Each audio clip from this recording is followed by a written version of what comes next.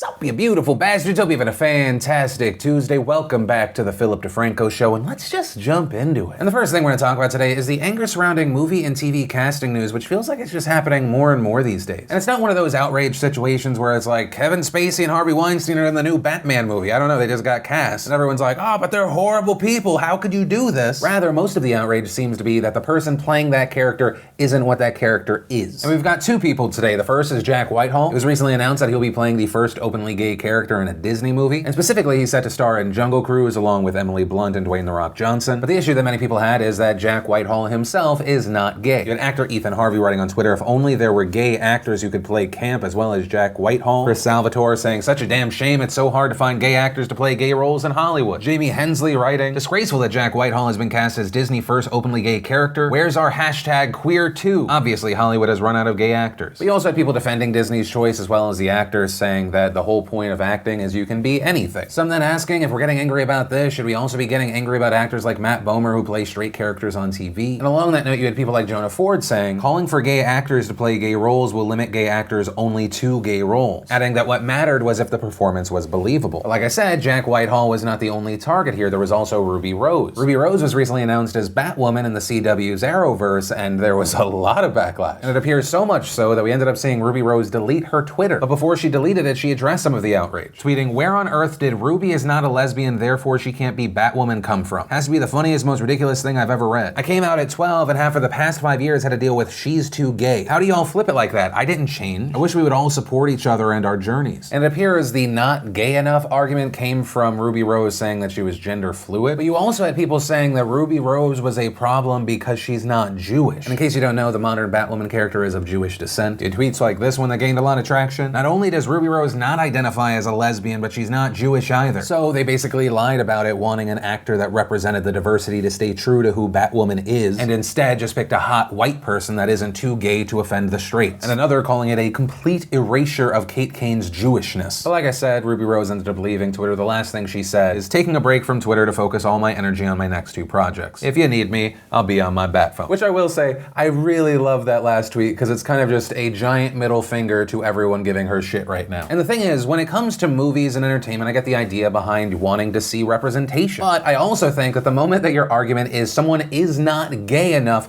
you lost. You've overdosed on SJW juice and you've most likely become kind of like the thing that judged and hated and excluded you in the first place. And rather than being supportive of what I imagine is supposed to be a very, very inclusive and broad group, you decide to exclude and to judge and to just throw out shit. But of course, as always, that's the story, then my opinion, and I pass the question off to you. What are your thoughts on this? You understand why people are angry here, or do you think that they're being ridiculous? Then in quickie advertising news, there have been a lot of people angry about an ad that's been playing here on YouTube. The ad would start out where all of a sudden it looks like the volume on your device is going down. Maybe that makes you turn it up. And then, jump scare. This, instead of my face though, it was a scary ass nun. And it genuinely scared a lot of people. It also made a lot of people really angry. And apparently it was such a problem that a warning tweet about it got over 130,000 retweets. And the update to the story is YouTube's now removed the advertisement, citing their policy guidelines. And YouTube specifically has a policy said that there are no promotions that are likely to shock or scare. But really the fact that we're talking about it, the fact that it was such a big deal that it got to this point, the advertising agency is going to be over the moon about it. And that said, where I'm going to end this story is I'm going to give you a little YouTube life hack. I've seen a number of people in general angry that they're getting ads for scary movies when they're just trying to watch lighthearted stuff or comedy videos with their kids. I'm going to provide a link down below that goes into your ad settings. You can just go in and click what kind of ads you don't want, including horror films. Now you know, or you use an ad blocker and this did not affect you in any way. Moving on. But from that, I want to share some stuff I love today, and today in Awesome brought to you by BetterHelp.com/DeFranco. And BetterHelp, if you don't know, is the fantastic place and service where you can get affordable private online counseling. Right on your computer, your tablet, your phone, whenever you want, you get access to a licensed, trained, experienced, accredited psychologist. And all you've got to do is go to BetterHelp.com/DeFranco, you fill out a questionnaire, they match you with a counselor, and you can start counseling today. And on top of them being a sponsor, it is also a service I personally use, a service I personally recommend. For me, it's a place where I get to kind of talk things out, vent, also kind of gaining tools to be able to deal with my daily life and relationships. The main point, if this sounds interesting to you, you want to try it out, just go to BetterHelp betterhelp.com/DeFranco. And the first bit of awesome is over at our shop at shopdefranco.com. We actually just launched a brand new backpack, the Floral Greatest Day backpack, which I think might be my new favorite. But of course, the big thing to remember is with the launch of this new product, it will be up for at least a week. And if it ends up selling well, we think that it has legs for the long term. We'll keep it up.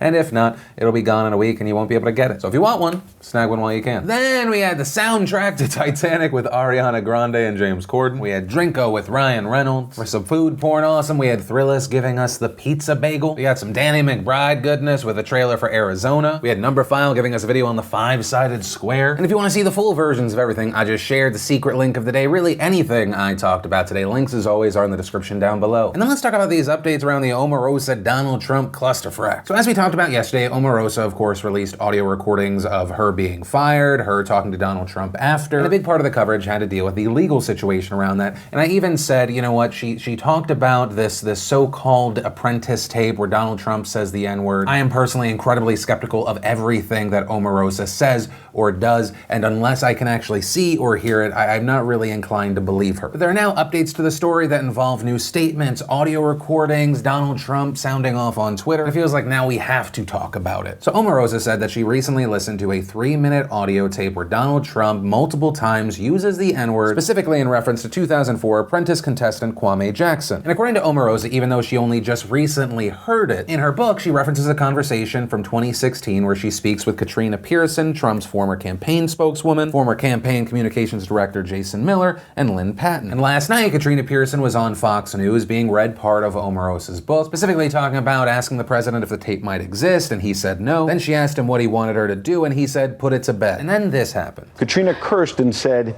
he said it. Did that happen? No, Ed.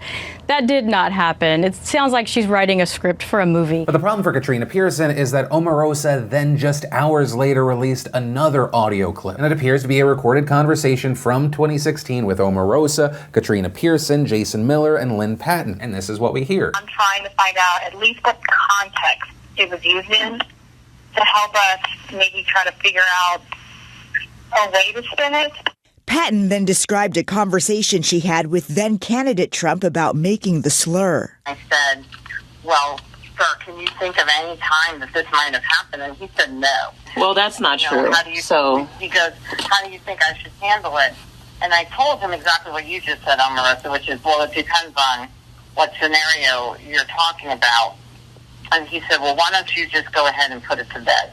I don't know what the scandal is. No, he said it. He's embarrassed. And so if that recorded conversation is authentic, it sure as hell seems like Katrina Pearson is lying. Just bold-faced lying. And it also brings up the question, how long has Omarosa just been recording conversations she has? It makes me wonder, has the intent always been to blackmail or cover her ass or to just make sure she had recordings because she wanted to write a book? So there's that. But then, like I said, of course, the president has been sounding off. Yesterday, we saw Trump tweet, Mark Burnett called to say there are no tapes of The Apprentice where I use such a terrible and disgusting word as attributed by wacky and deranged Omarosa. I don't have that word in my vocabulary and never have. She made it up. Look at her many recent quotes saying such wonderful and powerful things about me. A true champion of civil rights until she got fired. Omarosa had zero credibility with the media. They didn't want interviews when she worked in the White House. Now that she says bad about me, they will talk to her. Fake news. But following that, you also had people calling those tweets into question, saying, why would someone call you to let you know that tapes don't exist for a thing that you're saying never happened? If you're saying the N-word never happened, then why would someone need to call you to let you know that there is no audio evidence for the thing that never apparently occurred? But you also had people saying that no, this was just a conversation about a confirmation that there is no tape there. We're not the reason that she's saying this. So there was that Trump statement, and then early this morning, Donald Trump tweeted, when you give a crazed, crying lowlife a break and give her a job at the White House, I guess it just didn't work out. Good work by General Kelly for quickly firing that dog. At the very least, I just need to respond to the first part of that statement. If Omarosa is a crazed, crying lowlife, and you're saying you're giving her a break, which means that you believed that she was that thing before you brought her into the White House for a job where she reportedly made around $180,000 a year, it appears at the very least you have incredibly questionable judgment. This person's a horrible human being. They should get almost $200,000 of taxpayer money. And also they should be positioned incredibly close to the most powerful office in the United States. So there's that, and then unsurprisingly there was also a ton of pushback and backlash about calling Omarosa a dog. To paraphrase several arguments here, it's not great great to defend yourself from being called a racist by using dehumanizing language about a black woman. And it wasn't just the Chuck Schumers of the world calling him out. You had people like Geraldo Rivera tweeting, "Fear my friend Donald Trump undermines himself by using intemperate, boorish language to describe his enemies. I can't stand Omarosa, a bully, backstabber, and big mouth, but to call her a dog in low life is beneath dignity of the office of President of the United States and open to ugly connotation." You also had former rep and conservative radio host Joe Walsh saying, "The President of the United States just called a woman a dog. He just called a black woman a dog. Not good." And while you also had people outright calling Donald Trump racist for this tweet, you also had people defending the president saying he calls a lot of people dogs. In the past, he's used it in reference to Ariana Huffington, Glenn Beck, Ted Cruz, Mac Miller. And my personal response to all of this is,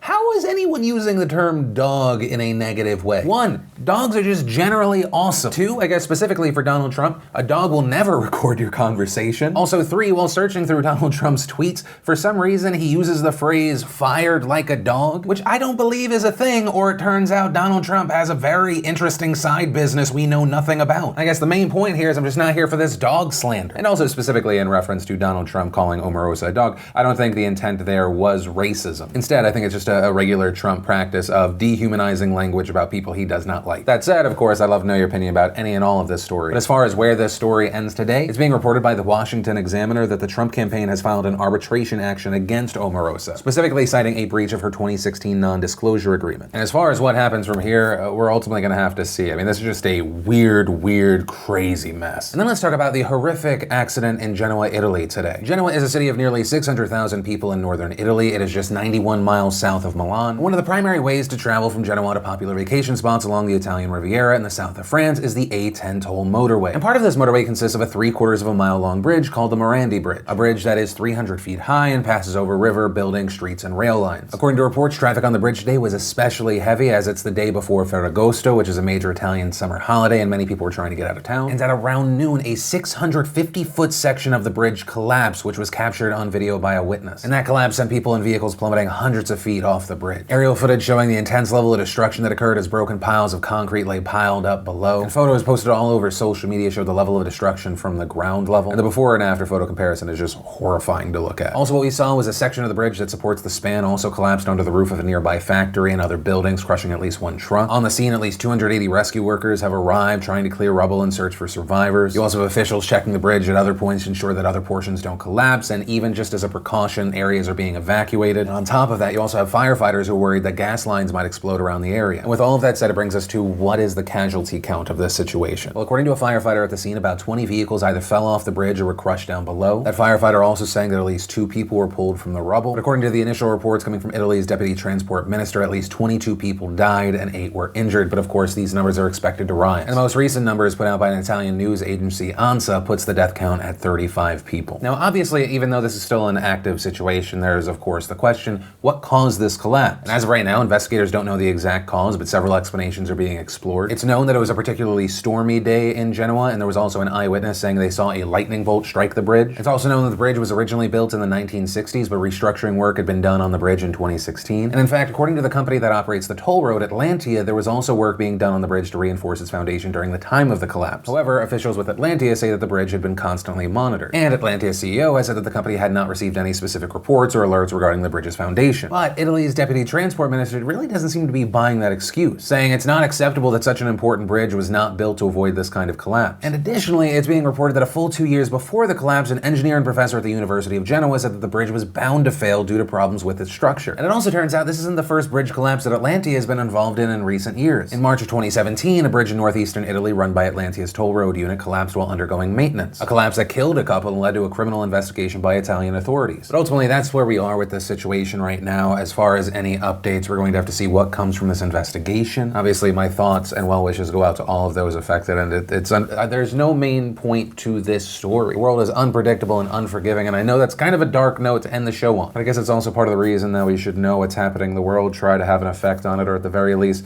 just love who we have while we have them. And that's where I'm going to end today's show. And of course, remember with this being the PDS, I also want it to be a conversation, so whether it be the last story, the first one, anything in between, let me know what you're thinking in those comments down below. And with that said, of course, as always, my name's Philip DeFranco. You've just been filled in. I love yo faces, and I'll see you tomorrow.